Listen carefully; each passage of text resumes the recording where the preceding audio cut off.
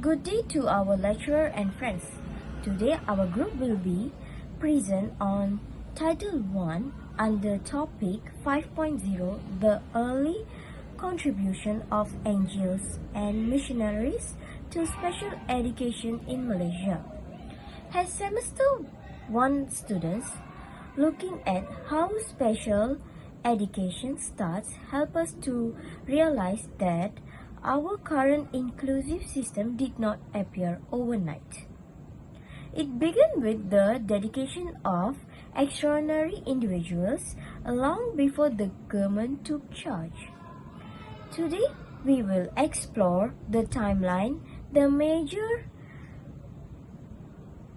pioneers, and how their legacy shapes special education today. To understand why NGOs had to step in, we must look at the British colonial government's policy. The British operated on a laissez-faire or non-inference system. The only undergrad schools that brought economic values like English or vernacular primary schools. Children with visual, hearing or physical disabilities will completely excluded from the colonial schools grade because they were on no public facilities or laws.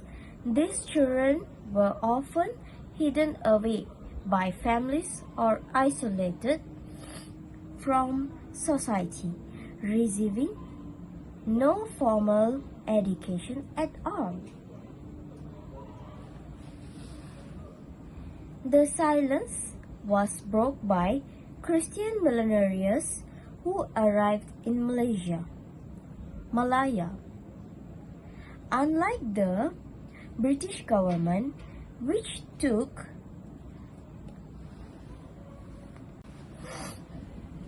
the silence was broken by Christian missionaries who arrived in Malaya.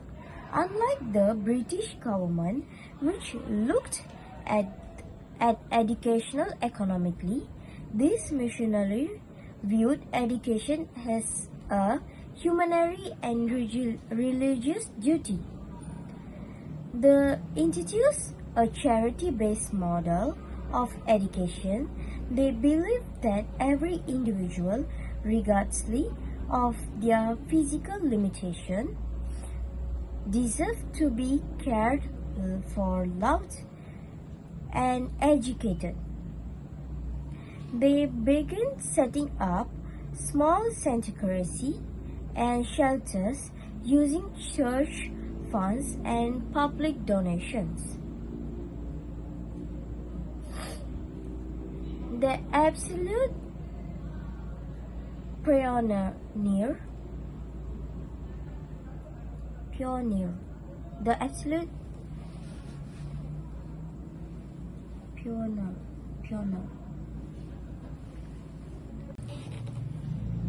The absolute pioneer of special education in Malaysia is St. Nicholas Home.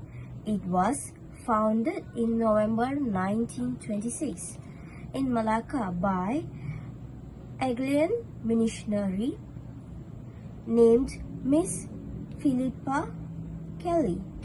She started by taking in just a few blind children into a small house.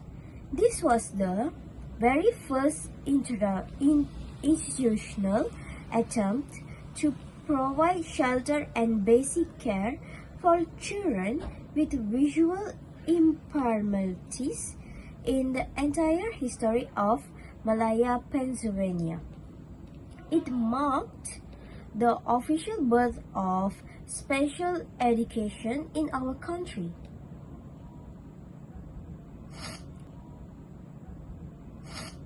As the demand grew, St. Nicholas Home moved to Penang in 1931, where it still stands today.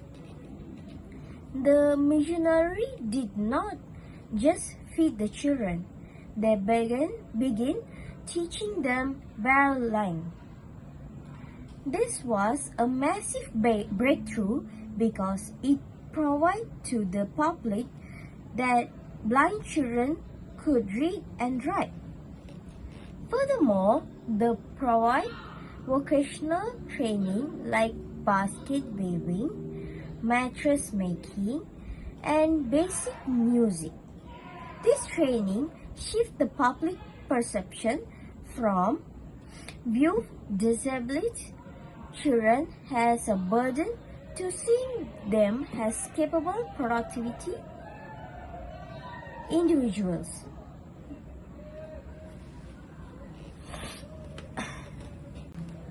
Slide 6. For nearly 3 decades, special education was only for the blind. However, in 1954, right before independence, another NGO breakthrough occurred with the opening of the Federation School for the Deaf in Penang. Insulated by Lady Templar and supported by public donation, this school became the first to provide formal sign language and speech training for deaf children in Malaya. Just like St. Nicholas, it proven that children with hearing loss could be successfully integrated into structured learning environments. Following our independence in 1957, the new Malaya government began to notice the incredible success of these NGO schools. The government realized it could no longer leave special education entirely to charities. In 1960, the Ministry of Education introduced the integrated program. This allowed blind and deaf students to attend regularly government schools for the first time, studying alongside mainstream students while being supported by specialized NGO trained teachers in dedicated resources room.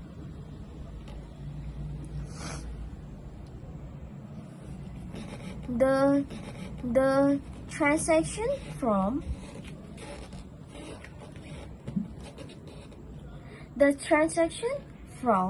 the colonial era to the most Merdeka era represents a shift from charity model to a right-based model. Under the British, special education was a favor done by churches and NGOs. Today, under the Education Act 1996, special education is a legal right provided by the state. However, the structure, teaching methods, and even the early teacher training templates used by the government were entirely adapted from those original NGO frameworks.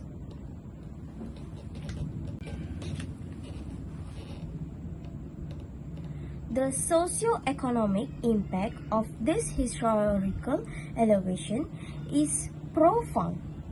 By transforming disabled child into educated citizen, NGOs laid the groundwork for breaking the cycle to poverty for thousands of families.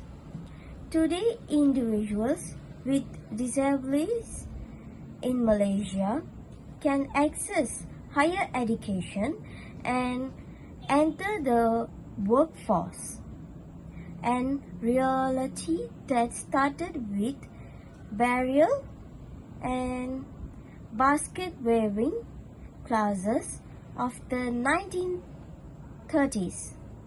It also reduced the social stigma surrounding disabilities, fostering and more compassionate Malaysia society. In conclusion, the history of special education in Malaysia is a story of grassroots triumph. It was the missionary and NGOs who built the foundation where the colonial government refused to. As future educator, we understand that this history teaches us that every student matters. That concludes our 12 minutes presentation. Thank you for listening, and we are open to any other questions.